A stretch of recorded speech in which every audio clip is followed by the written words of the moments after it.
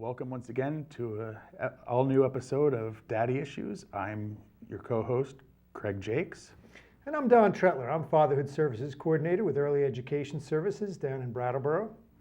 And this week we, on our show about dadding, the verb you created, we're going to talk about drugs, man. We're going to get into how to talk to your kids about people getting high. Whoa. Do we really want our children getting high? Well, I think we can start off with a no. No. That being said, No. how do we talk about it with our kids, though? Just say no. And as we know, there was no increased drug use in the 80s when that was a popular saying, so obviously that worked. Or we can try to come up with some new ideas, or some better ideas. True. The idea for this episode, we pretty much decided after last week when we got into it for a little bit about, I said that I'm always honest with my kids about the fact that I had in the past, used marijuana. And he said it again on television. I'm telling you, it's almost like I don't care if people know that in the past. You inhaled. I did. Bill Clinton just did it wrong, apparently. But, my thought is, and this is what I had said last week, talking to your kids and, denying it or making it seem evil is, to me, seems like it would bring them to the point where if they experiment when they're teenagers or in their early 20s and realize it's not as evil, then they might not believe the things we say about the harder stuff that really can destroy lives, because if they go, well, they said pot was horrific. My parents told me that, so, that turned out to be a lie. So this crack thing, probably not a big deal, and I'd rather be honest and upfront. And you had pointed out that, there's other views on that. Yeah, the opinions kind of vary. I mean, I don't know if I would say expert opinions, but I've heard it kind of going both ways, in that you want to be honest with your children, like you say. This way you're taken seriously when it comes to other things. But also, I had heard someone talking about this, about the kids being not developmentally ready to accept the fact, to be able to generalize over that even if mom and dad had done things and made mistakes or changed their views on certain things, that what might happen potentially is that the children might think that, well, if mom and dad did it, then it's okay for me to do it. Same thing going, we're talking about pot, but the same thing goes with drinking. Mm-hmm. And I remember this. I remember my dad, sharing some stories about drinking when he was younger. Mm-hmm. And I remember kind of that generalizing over for myself, feeling like, well, dad did it too. It's just part of a rite of passage or whatever. It's just part of growing up. So I don't know. My son is still too young yet for me to get totally involved in some of these things, but I do, do try to set the right impression with him about these things. Well, and, while I am honest with my previous use of different things, I also make it very clear what I expect of my children, and I don't want them to experiment at a young age. I don't want them to get into pot while their brain's still developing. I know a lot of the science behind that, and, I'm not promoting them ever doing it. There's certain things that if they experimented with when they get older would bother me less. But while being honest, I also explain, but here's some of the side effects to that. And while pot to me isn't really any worse than alcohol I actually think is worse. There's a lot more addiction that goes with that. But, I still let them know that my feelings on it is, that's not something that I, as their father, would want them doing. I'm not saying, I would be okay with this. I'm just saying, here's the reality of this drug. because again, my main thing is, a lot, if not most children do eventually, take something that's mind altering. And I just don't want them to come to me and go, well, that was nonsense. You know what I mean? I want them to know that I'm going to be straight up with them about any subject. I want them to be able to come to me and talk about sex, drugs, alcohol, any problems that they might be having. And I want them to know that I'm just going to be blatantly honest about it. And that sounds like it could be a pretty good policy. I wonder how it's going to change things. And, now that some of the states are starting to legalize marijuana, making it something that's going to be sold in stores. And one of the big concerns that I keep hearing brought up with the state of Colorado is that they're worried about the pot winding up in the hands of younger people that are underage. The same type of problem that they have with alcohol, that they've made such a big I'm trying to think what's the way to put it, thing about making sure that people aren't able to buy alcohol at a young age. I think they're trying to do the same thing now with the pot, make sure everybody gets ID'd. And well, I know I listened to a radio show that's from Seattle, Washington, and that's the other state where it's been legal, actually legalized, not just decriminalized. And they do Monday through Friday on this show I listen to, they do a pot report about just stuff in the news across the country about pot.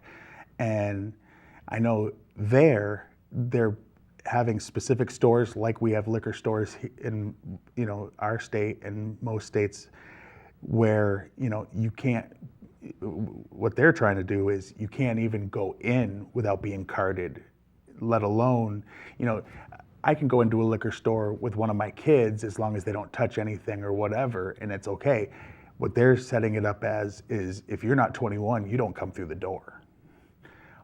That doesn't mean it's going to keep it out of hands completely, obviously, but I think that they're trying to take steps to prevent that even more so than the alcohol. I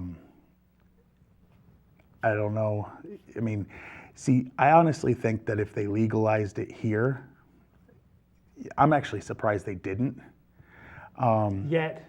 Yeah. Yeah, it's probably in our future. Well, Vermont to me seemed like more likely, a state that would have, done this. California is one that I'm surprised hasn't just outright legalized it.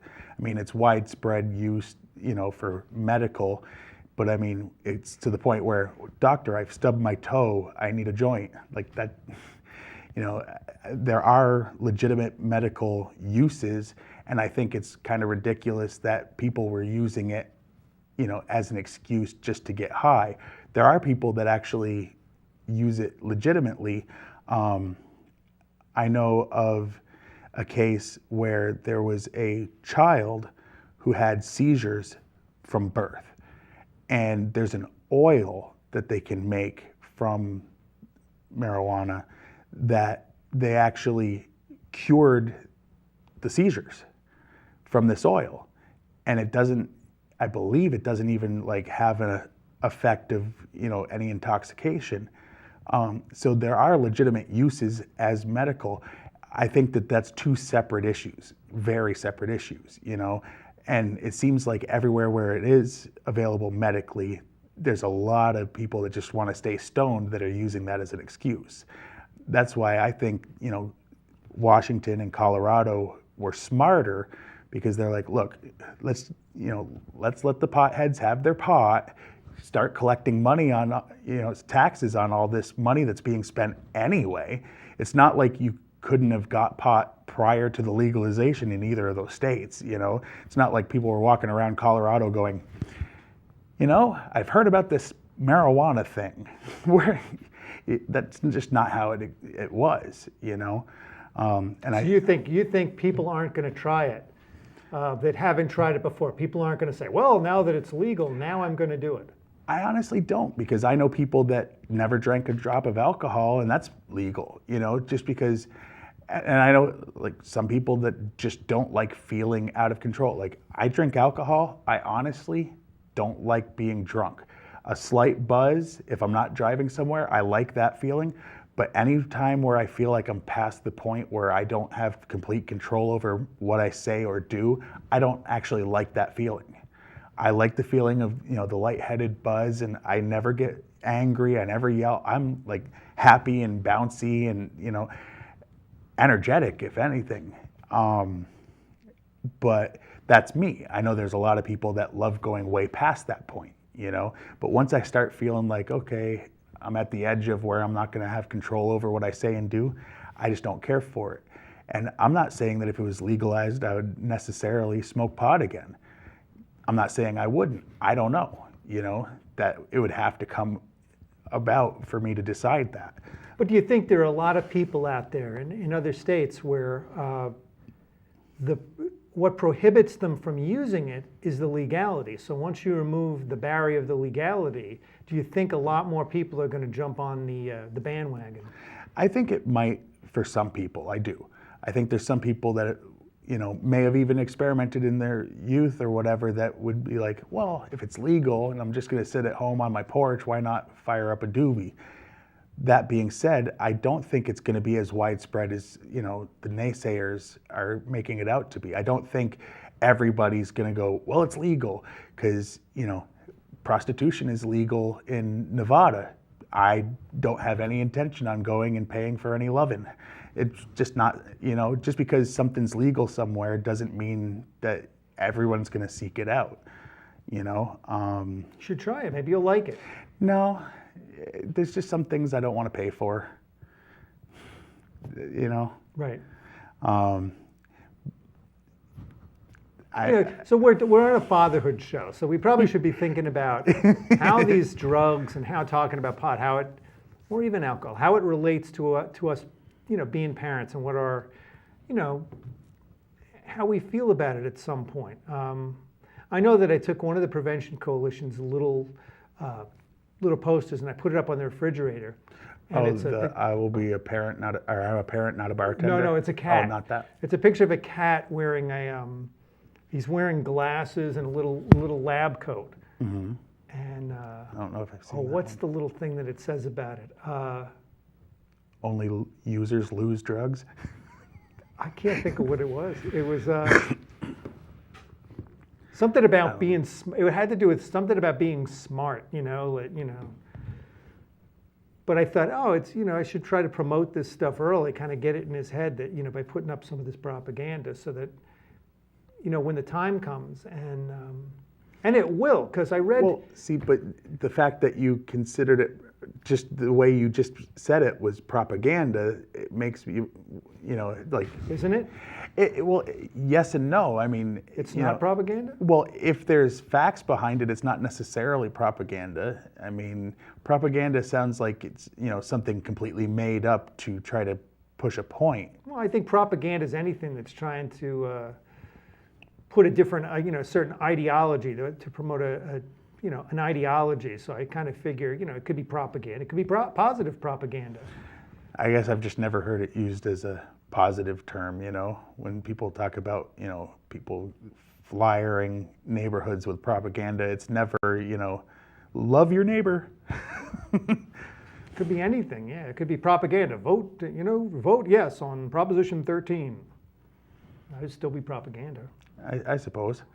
I don't know. I mean, my kids haven't really had a lot of questions about drugs yet. Even my 13-year-old. But he's grown up knowing that that's something that I've got in my past. He knows that I don't think it's something he needs to be trying.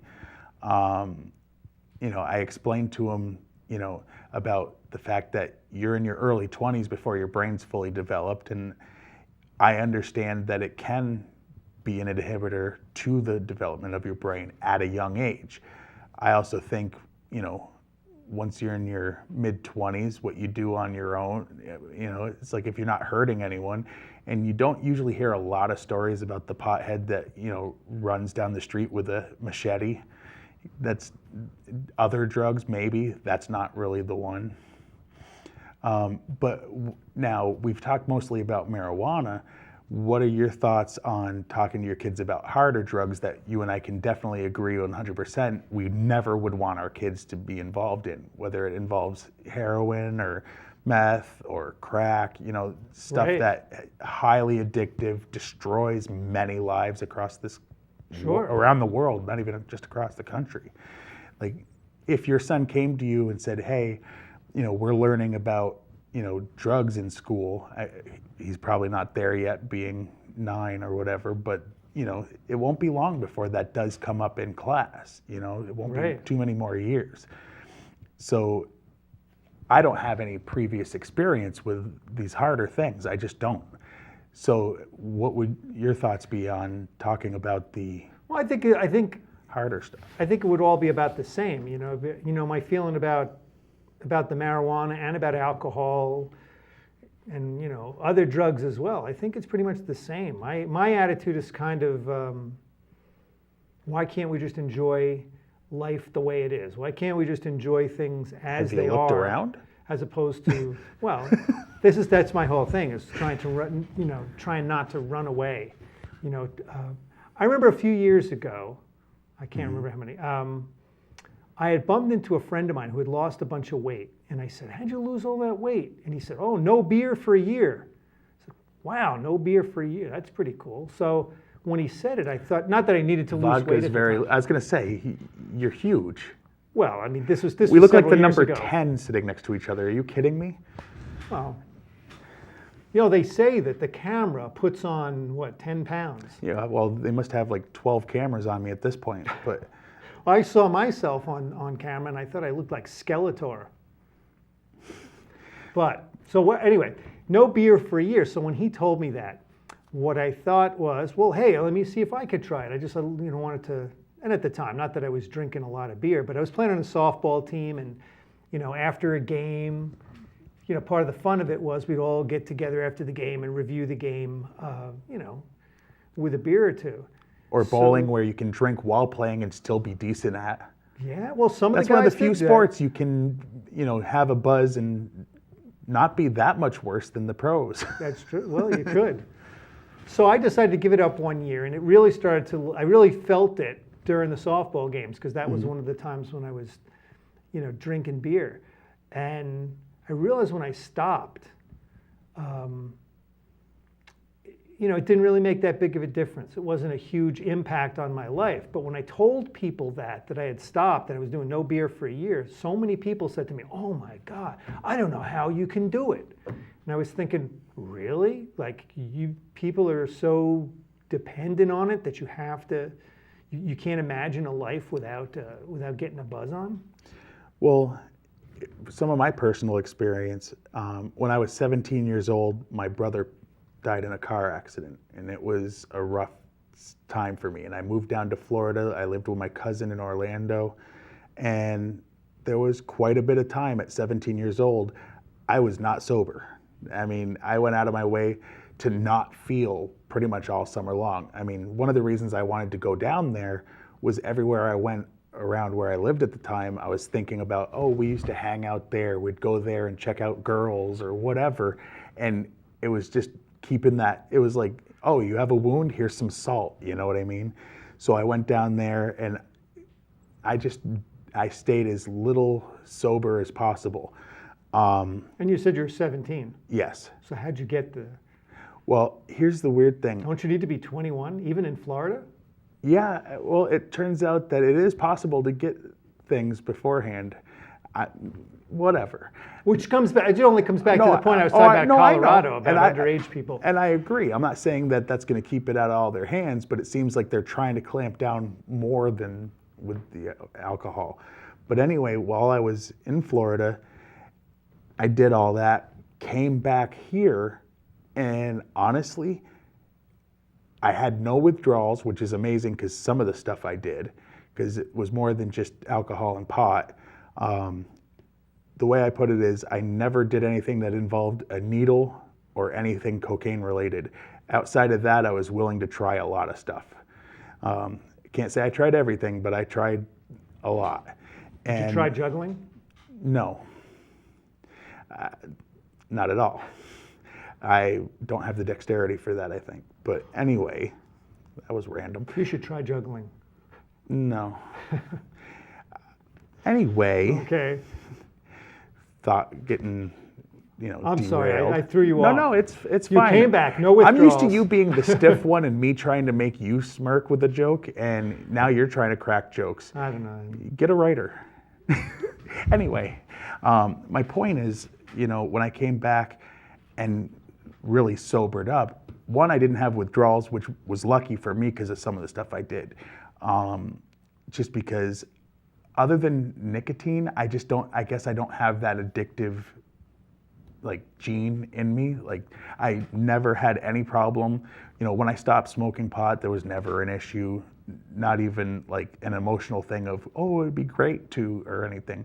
And some of the other stuff where there should have been, with what I did, a physical thing, I really had no problem with just stopping cold turkey. It never gave me cold sweats or shakes or any of that stuff. But I found out that didn't actually help my emotional state. The reason I did it was so I wouldn't have to feel about my brother's passing. And come to find out, all it did was postpone it. And I definitely had to feel that pain. You had to deal with it eventually. Yeah. I will say that, the fact that I do deal with the pain of stuff like that now without having to be, intoxicated in any form. Not that I won't drink or whatever, but the fact that I don't feel I need to be intoxicated, I feel joy more too. It's I think it's one of those yin and yang kind of things. The fact that I feel the pain and deal with the hardship, I think that helps me experience the happy things that happen with my kids and the things that we do together. I think it just, makes me enjoy life more. So that kind of goes back to what you were saying about, why do people feel they have to dull the world or whatever, Right. And I think, something that you were saying, you used the word genetically predisposition to using alcohol or whatever. And, a lot of times I think to myself, I know how lucky I am that I've been able to do things like, drinking or when I used to smoke, and that I was able to, like you said, just put them down and just kind of cut it out cold turkey. And that a lot of people can't do that. But so I keep that in mind, that I'm very lucky I was able to be able to do that. Well, when I was first with my ex-wife, even my then, not even father-in-law, because we weren't married yet.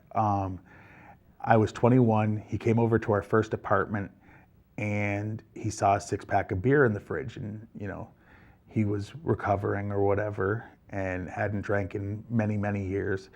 But what he did was, and I didn't know this, was marked the bottles with some sort of mark that he put on them.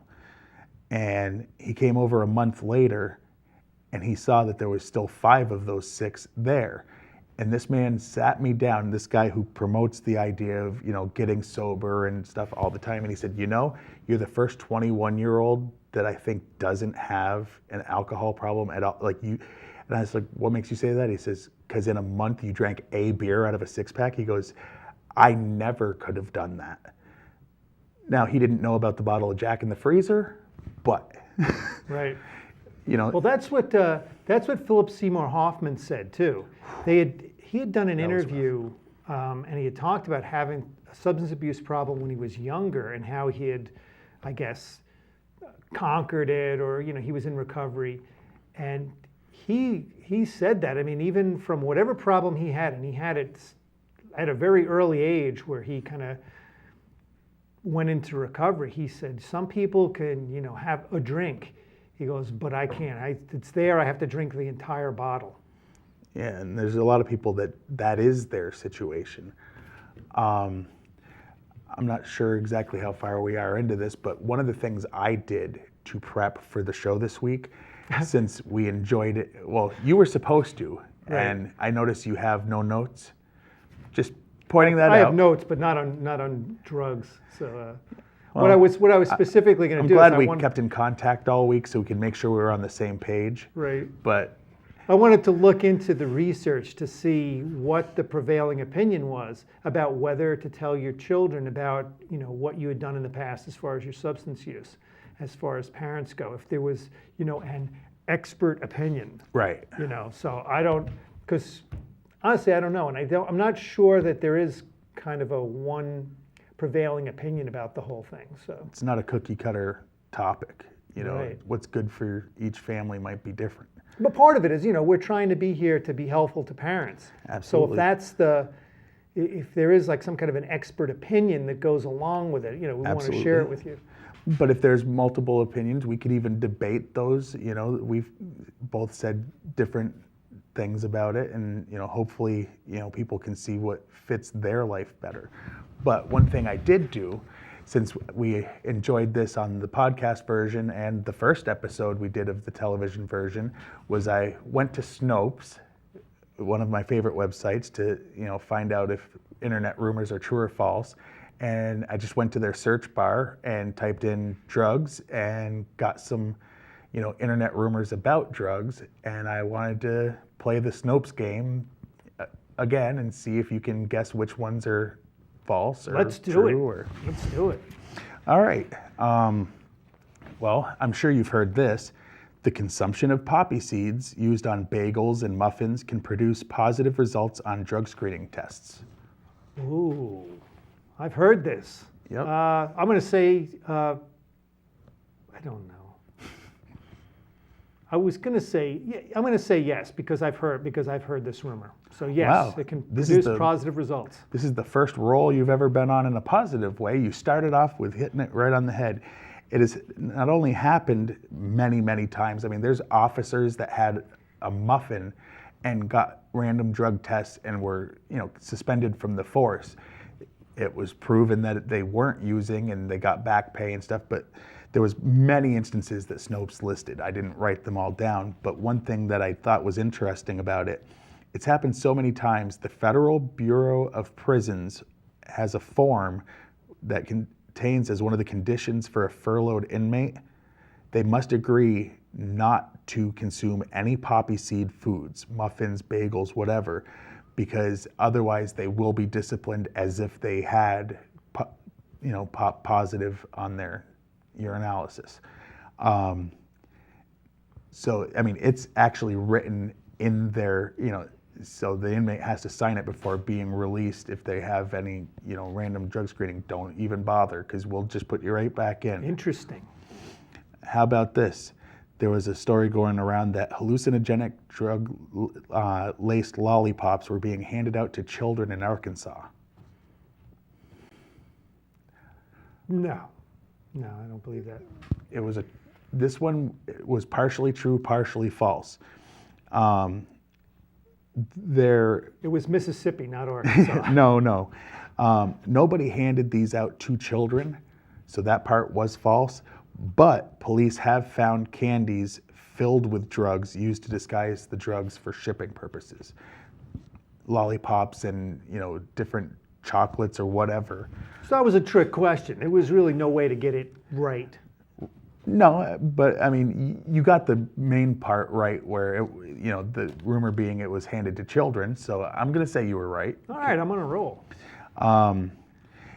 There was a internet rumor, emails going around, probably some Facebook posts saying that someone who has taken LSD 7 times or more is automatically declared legally insane. 7 times or more. Mm-hmm. Yeah, I would say that because everybody's body chemistries are different, I would say that is a false. 3 for 3. It is absolutely false. I'm using my noggin. Now, this one I'm not going to make you guess because it wouldn't be fair because neither answer would apply to this, but there was a story that went around that a man was caught cheating on a drug test because his urinalysis showed he was pregnant. Now, that one, the reason I'm not going to have you guess is it's unknown. There were many stories about it, but they never found anyone able to confirm or deny with the research staff that they have at Snopes. So they don't know. They're not willing to put a false or true to that story. It does seem plausible. That a man would be pregnant? No, that if he was fake, cheating on a urinalysis test and used a woman's, it would be kind of strange if he was pregnant. I wonder if you could tell through urinalysis if it was actually the urine of a man or a woman. Probably if it has the hormone for you're pregnant in it. That's just that? I mean, are there probably other hormones maybe that are in it? Or? I honestly don't know. I've never really... We'll need to research that. I've never studied for a urine test. Anyway, various states, this is another one that went around, and I know I heard this on the news, I heard this. There's various states that have passed laws requiring welfare recipients to pass drug tests. Specifically, I heard Florida, I heard a couple other states mentioned. I know they tried, yes, that's true. But the question is, you heard that they tried. The question is, did any of the states actually pass this legislation? I somehow think it was some kind of a constitutional issue. It was like a search and seizure type of thing. So I would say no. No, they probably haven't been able to pass that. False. Kentucky did have a proposal, but it was never even brought to a vote because the debate was so heated in the public. So, and that's the only one that actually proposed it officially, and they never even voted on it. Because I had heard that it actually passed in Florida, and people were up in arms, and on both sides. Have you ever heard the internet stories about a new drug called Jenkum? No, never anything about this. The claim is a new drug called Jenkum is growing in popularity, and it's made from fermented feces and urine. And it creates a gas. Human? Yes. Feces and urine? Yes. And that it creates a gas when you let it ferment that will get you high. Is that an actual drug that's out there and exists, or no? That sounds made up. I say no. False. Well, you are correct. But I've seen news reports of this being reported on as it's widespread. This is actually happening. It's not. No one has ever found anyone that did it. There was an internet video that it supposedly showed someone doing it, but the guy confessed to having faked it with other items to make it look like he was doing this, and he pretended to be high. But there's never been one proven case that this not only happened, but would work. The idea that body waste could, get you high seems very unlikely anyway, scientifically. Here's a rumor that went around. Drinking bleach can help drug users pass a drug test. That it was a rumor? This was a rumor that went around, but would that's definitely a rumor. The question is, can it actually work? You know what? I'm going to say no. I'm going to say no that it won't work because I've never heard anyone say that it would work. But you do put bleach in, a small amount of bleach into water to purify it sometimes, like in an emergency situation. So I'll say it's false though, because I've never heard it. I don't think you've missed one yet, because that one's false. This is the best you've done on this. Not only does it not work, but it can cause chemical burns to your esophagus and stomach. And people have asked Clorox on their website if this was a real thing, like if this would work. And Clorox came out and said, don't do it. Do not consume our product. So that's how popular the rumor was, but no. All right, how about this one? A drug concoction known as crocodile is gaining popularity, and it can, one of the effects is it can rot your skin, making you have sores that are greenish and scale-like. Huh. And that's why they call it crocodile. Greenish and scale-like. No, this sounds kind of silly. I don't think so. Finally, you got one wrong. This is absolutely a real thing, and there's picture evidence all over the internet of people that were arrested doing this. I believe it's a form of LSD mixed with some other things, or some sort of hallucinogen mixed with other things, but it actually does this to your body. Green and scaly. How about this? You've probably heard about this being older. Keith Richards beat a heroin addiction by having his blood replaced in a Swiss hospital, like a complete transfusion of his blood. Oh, I've heard this, yeah. Yeah. Was that actually something that he did? No, I don't think you could do a complete blood transfusion like that. So, no, I'm going to say that's false. You're back on track. It was definitely false. Which reminds me of, I had mentioned before, I couldn't find any definite answers to it, but I guess in an interview he had once said that he took his father's ashes and actually had snorted them along with some cocaine. He's then denied that, but I believe he even mentioned it in his autobiography. He said, well, I was drunk when I said that in the interview. Well, that doesn't explain him writing it down in his book. Yeah. So, he's changed his story whether or not he's done that. I think there was a backlash to him having said that. I'm sure. Well, the idea of sniffing your dead relatives of any type seems horrific. I do think that if I'm cremated, I don't want to be, but if I end up changing my mind and deciding that, I want my friends and family to take handfuls of me, walk up to people that I don't like, and go, Craig says hi. But that's just, That's a fantasy because you'd be arrested for doing something like that. I would not. I would already be dead. No, they would be arrested for it. Either that or I want to be stuffed, put on the couch, and aimed at the TV holding a beer. Those are my two thoughts of what I want after I die. I'm not sure which yet, but... You've got some time, hopefully. Hopefully. One rumor is the personalities of Disney's 7 dwarfs represent the 7 stages of cocaine addiction. False. False. There isn't even an agreed upon 7 stages of cocaine addiction, A. B, Snow White was a Brothers Grimm story from way before Disney was a person, let alone a company. So, no. No more picking on Disney. Yeah, I had to bring Disney back into it after the last one, huh? I'll pick on them at some point. How about this? There's Not a today. product called Dust Off, which is supposed to be just compressed air. And there was a rumor going around that there was some adolescents who had died from huffing this. Now, we know people have died from huffing paint and other aerosol things, but this was supposedly nothing but compressed air. Is it true that some adolescents had died from trying to huff this? Yeah, why not? I mean, I think people, especially adolescents, do some incredibly stupid and risky things. So yeah, I'm sure. True. I don't want to admit that I know exactly what you're talking about, but yes, it is true. You're almost acing this. I know. I think you've missed one.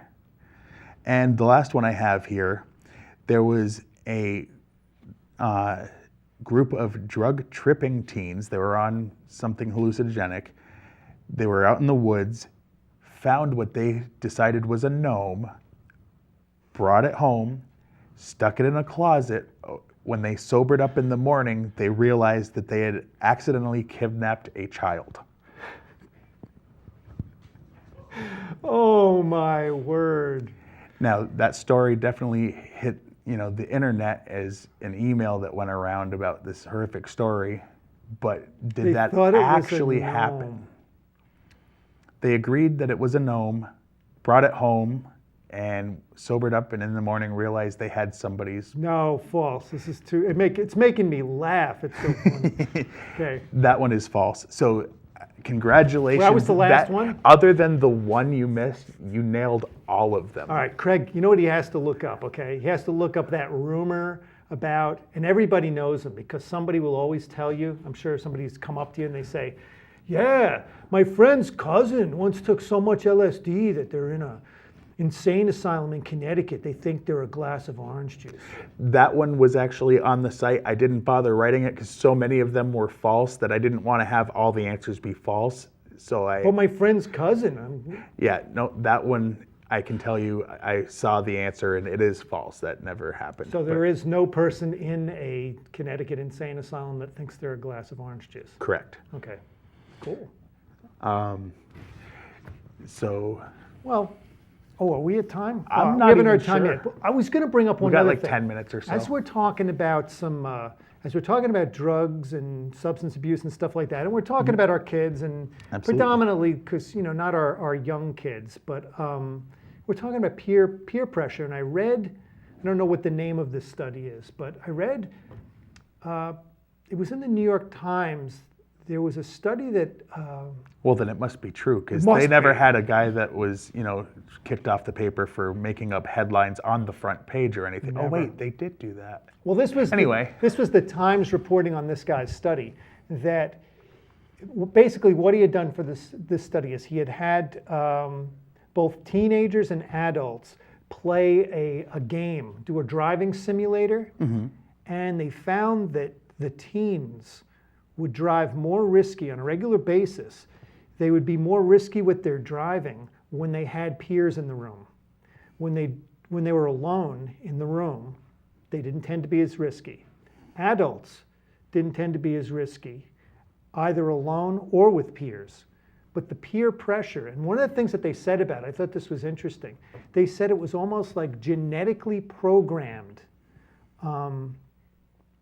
peer pressure that's put into teens.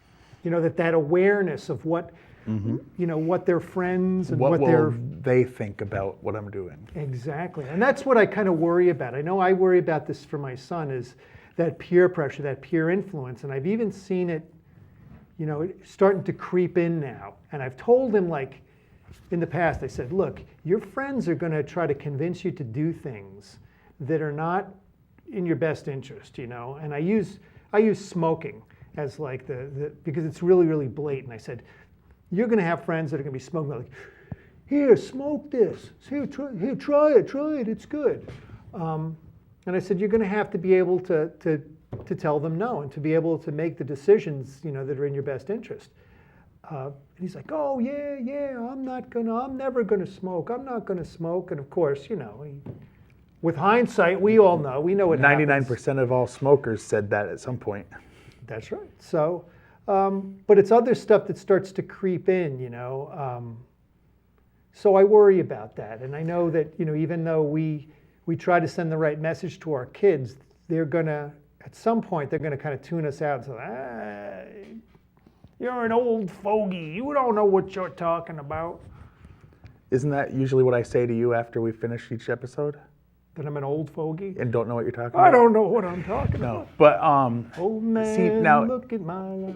one example that I can give, because I have a son that's older, he's a teenager now, he's 13, and honestly, he's one of the few teens that I don't think has any problem with peer pressure, and I base that on quite a few things, and I know that it affected me when I was that age, but honestly, on his first day of 7th grade, at the middle school he goes to in Brattleboro, that's the beginning of middle school there, it's different up here, but I dropped him off. He wanted me to walk in with him, which a lot of teenagers would be like, don't embarrass me, don't come in. Then, in the cafeteria, in front of all his friends, he gave me a big hug and kissed me on the cheek in front of everyone. I was like, that didn't embarrass you? He goes, I don't care what they think, you're my dad, I love you. And the fact that at 13, well, he was 12 then, it was before his birthday, but first year of 7th grade, new school, bunch of kids he knew from 6th grade, a bunch of kids he hadn't met yet, and he had no qualms about being like, hey, you're my dad, I love you, and giving me a big hug and kiss me on the cheek in front of everybody. This doesn't seem like a kid that's going to really give a crap what anyone thinks when they want to drink or party or whatever. That being said, there's 3 other kids I'm helping raise. One's mine and 2 are, step kids that I don't necessarily know are going to have that same attitude. I think this might be specific to Jason. Joey did a thing where he gave another kid crap because he gave me a hug when he was in like kindergarten, and someone was like, ew, and he goes, hey, it's my dad. But that's a different thing, kindergarten versus 7th grade, And It would be a little ooh if you were hugging a strange man. Well, yes. And you can, get me to agree with the fact that I am a strange man, but I'm not a stranger to my children. Whether I'm strange or not, that's up for debate, and I'm willing to even concede most likely that that's accurate. Right. Now, speaking of being a stranger to your children, I thought I'd do some father facts. These are father absence. This is the father absence crisis in America. And I know that the president has deemed it a crisis. 1 in 3, here it is, 1 in 3 American children grows up without a father. That's the statistic that gets thrown out there. And it affects poverty. So in children with an absent father are 4 times greater risk of being in poverty. Is this the same list that we went over last week? No, I went through Okay. a different list. Okay. The list I did last Because I was week going to say, that one doesn't sound like the same one, but at first I thought you were going to read this. I compiled one that was positive facts. Yes. It was what a So dad this is more the adds to a negative? kid's life. This is one that gets put at about negative. It's one of those. It's like people do with any kind of an issue, is they try to, really play up some of the negative things that are happening in order to get everybody to scare people. Go, oh my Yeah. God, we have to do something about this. But I did some positive stuff. 24-hour news cycle. Basically to try to influence dads to realize how important that they are to their kids' lives. Absolutely. Children with an absent father are more likely to have behavioral problems. They're 2 times greater risk of infant mortality if a father is not around, Really? right? Which is interesting because that's prenatal stuff. Children without a dad are more likely to go to prison. They're more likely to commit a crime. They're 7% more likely to become pregnant as a teen, or 7 times, not 7%. I was going to say 7%. That's not even that's not enough of a difference. But 7 times more likely to become pregnant as a teen. Think about that. If dad's not around. That's a bad cycle too, because that's a lot of cases. Teen pregnancy is why there's a dad who abandons, because they're a teenager too, and they're like, well, I'm out of here, Right. They're more likely to face abuse and neglect, which that if there's a dad involved and their child's being abused and neglected, they're going to be, Not always. There's some Unless neglectful exactly. sets of parents too. Right. That are actually doing it, but this Yeah. is if we're around. That's the Substance one I was- abuse. They're more likely to abuse drugs and alcohol. Child obesity. Oh yeah. We need to mention our email address. Yeah. Which I can't remember off the top of my head. We got daddy issues at yahoo.com. Yeah, so you can email us with questions or Please subject email matters us. so that we can use it on our show. Yeah, if you have any questions, any topics you want us to touch on, a specific question, an issue you're having, we're more than willing to, directly answer a question or talk about whatever parenting topic you see fit to ask about. But 2 more quick facts. They're 2 times more likely to suffer obesity if dad is absent, and they're 2 times more likely to drop out of high school if dad is not present in a child's life. So we are very important in our children's lives. I absolutely agree. Well, it's getting close to the end of when we have to finish up here. Don't you usually look at there we go. There we go. You're right. It's getting late. Because here it's a hair past a freckle. Late. Anyway, late for a very important date. Anyway, really? Speaking of drug references, because that Alice in Wonderland, that one legitimately was. 7 Dwarfs, not so much. But anyway, I guess my final thought for this topic is, when it comes to drugs, whether or not you decide to, be open about any past experiences you may have, definitely set your, expectations with your child about what you want for them. Let them know the facts. Find out as many facts as you can, to give examples of why they shouldn't do these things, and just be very clear with them.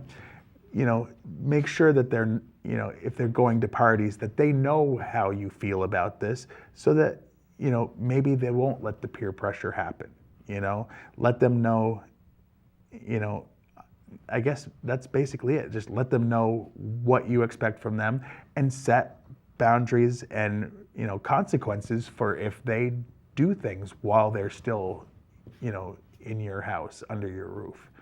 Yeah, let them know that they can be themselves, that they don't have to be who other people want them to be.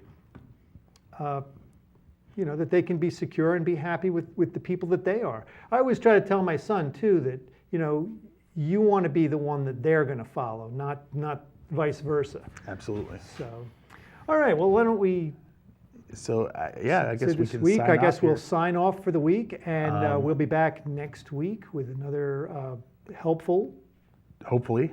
Hopefully, topic. helpful topic. So this has been Daddy Issues. I'm Craig Jakes. I'm Don Tretler. And wait till your father gets home.